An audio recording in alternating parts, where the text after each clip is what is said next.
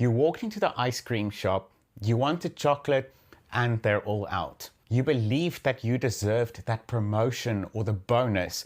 You were expecting it, and it didn't come.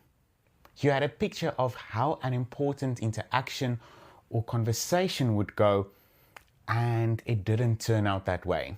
We can feel how all of these moments create an inner discord, but we don't always realize how we form that gap between how we want to feel and how we feel right now, that gap between the head and the heart. And today we're going to take a look at how that gap forms and what we can do to close it in a sustainable way. Hi, I'm Jean-Pierre Claude and welcome to The Further Shore.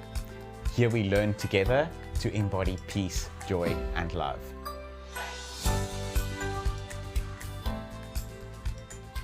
We frequently enter a moment with a preconceived idea of what this moment is, so we label it, or we measure it against what we think the moment should be or shouldn't be.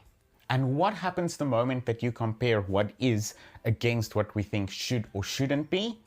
A gap forms.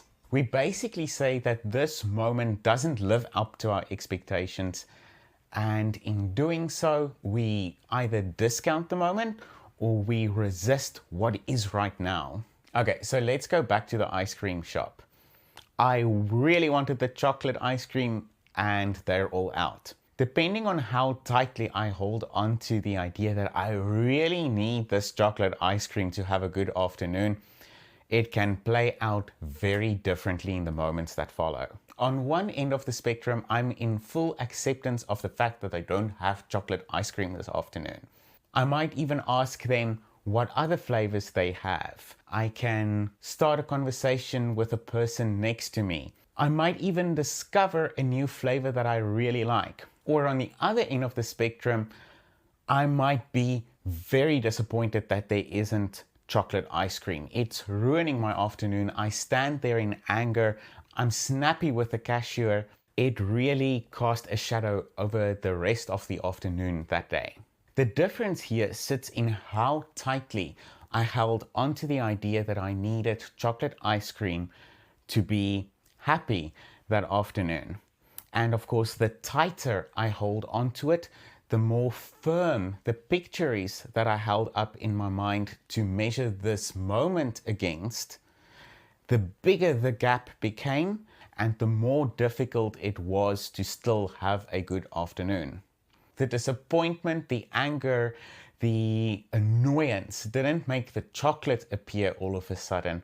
It just left me with a darker cloud now hanging over my afternoon. Now, this may sound overly simple.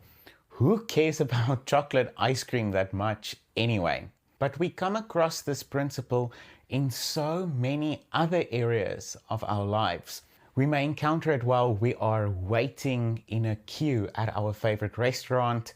While we interact with someone, we may hold an expectation of how that interaction would go, or we can even hold ideas, beliefs around where joy and peace should come from and what it looks like. Now you may have someone who is counting down the days to their holiday, to their retirement, or they see freedom that only sits in a certain bank balance. And in all of these, we hold a very specific idea of what should be and how peace even should enter our experience. And the more we form a firm picture of how peace should enter our experience and what conditions need to be made to be at peace, the more we actually remove ourselves from the possibility of experiencing peace in this moment. And that feels a little counterintuitive, doesn't it?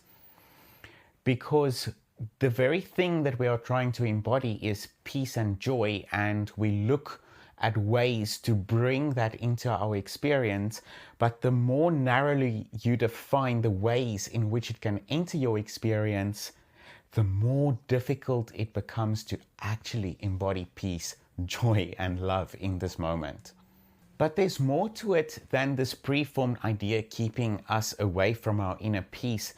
it also restricts this moment to what it actually can provide to us and what it can become.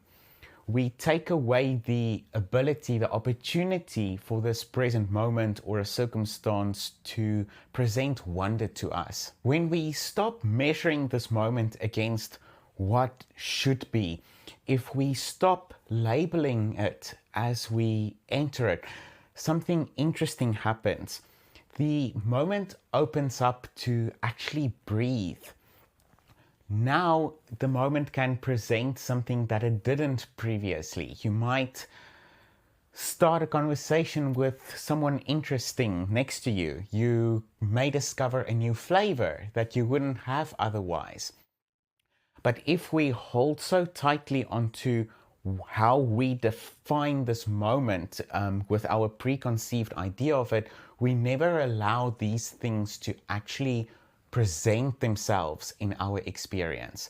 If you decided that waiting in line is a boring moment, then you've locked in that moment to that identity. It can't be anything but wasted time or a boring moment for you. So the real question that we need to ask ourselves is whether we believe that this moment has all of the potential for us to embody peace and joy right now. And if the answer is no, or you doubt about it, then it's worth asking yourself what that belief is that is keeping the yes from you. What changes or conditions do we think need to first change or fall into place in order to make that a yes? What needs to change in order for this moment to hold the capacity for you to now live in peace and joy? Because if you can define that, you've just highlighted to yourself what the actual gap is that you are creating between how you feel right now and the peace and the joy that you actually want to embody. That is the gap. By reassessing the beliefs and the views that we hold onto, we can now close this gap. And we can come to the understanding that this moment always had the capacity for us to embody peace, joy, and love. We simply didn't allow it. If this message resonated with you, please hit the like button to tell the algorithm that you want more peace in your feed. And don't forget to subscribe to The Further Shore so you don't miss our next discussion on embodying true freedom. Until next time, take care and remember to be kind to yourself.